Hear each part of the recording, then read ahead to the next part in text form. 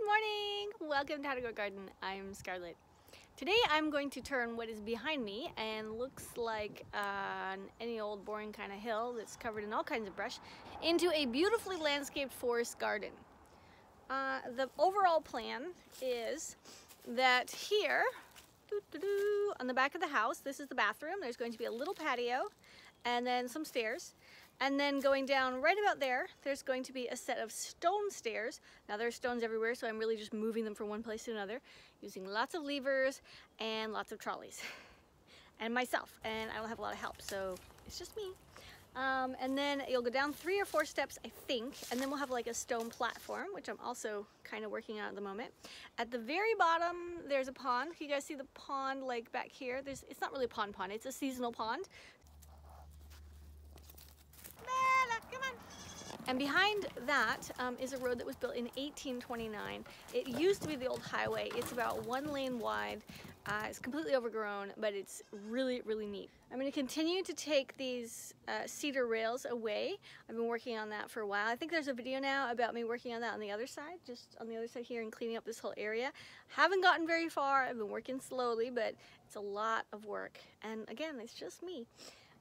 But down the hill here is where we're going to build my studio, hopefully this year. That would be really exciting. He'll have a little wood stove in it, not very big, something really small, something that fits in code or under code, like the 12 by 12 kind of thing, 12 by 12 feet, really, really tiny, little patio on the front, perhaps a stone patio or something like that, nothing complicated, and it will have a little wood stove in it. So that I can do pottery and painting and anything else I feel like doing that I can't do in the house, because our house is tiny. We have a very, very tiny house. So that's this. Now at the very bottom of this pond, at the very bottom of this little valley, I would love to put in a tiny pond that I would dig out in order to always have water. It's pretty wet down there.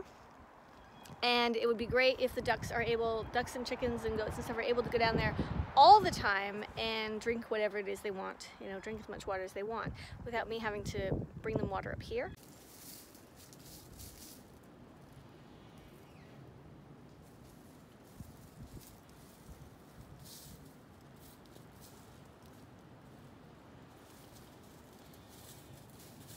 All these little trees that I'm trying to weave through here, these are all prickly ash. Which are particularly uncomfortable because prickly ash are very, very prickly. Ow, ow, ow, ow. You don't want to get lost in a prickly ash bush. It's no fun. The whole hill was prickly ash. It was dense and horrible. See how horribly dense that is? The entire hill looked like that not too long ago, this time last year. And I came out here with a bunch of friends and a whole bunch of clippers, and we took it out. There'll be a path with stones and little stairs coming down there.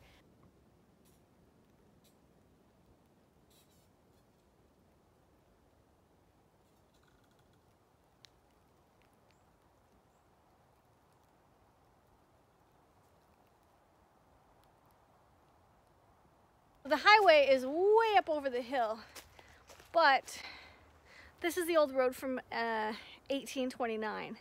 It goes for many, many miles in both directions. It does break up a few times from different properties, or the highway kind of crosses over and crisscrosses here and there. But for the most part, a lot of the properties on this main highway, this main strip, have this road on their property, which is really, really, really cool.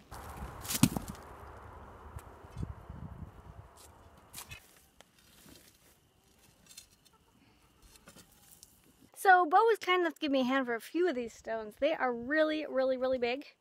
I'm just clearing out the top part, the last, or I guess the second last stone. This one, I think this big one, over into that spot, from there to there. And then I'm going to bury this tiny one right into the ground. So it'll be the top step. So there's not a lot of going down. I mean, it is... You're probably losing 1 foot from top to bottom, but it will be a nice, gentle walk. And at some point, I have to drop off and then put a big stone that's actually like, you know, 6 inches or so as a real drop. Or I might eventually move the one at the end a little lower, and this one be a little higher. So there is that, you know, we have to descend somehow. But that's where I am now. I'm gonna keep working at it. We don't have any mosquitoes yet. There are no black flies or no deer flies, so this is like the best time of year to do this kind of stuff. That being said, I will do it anytime because I just love doing it. Normally I try to choose stones that are large, like field stones, but aren't super fat. But these were already here, and my philosophy is I'm just organizing the forest. So whatever is there is what I'm going to use. It makes it a lot easier because I'm not lugging things from far away, and everywhere I want to make a path there's already stones either in the ground or on the ground or around that area, so it's super easy to grab it and just pull over. Yeah, that's how far I've gotten so far, and I hope to I hope you enjoyed it, and I'll let you guys know what's going on as it continues.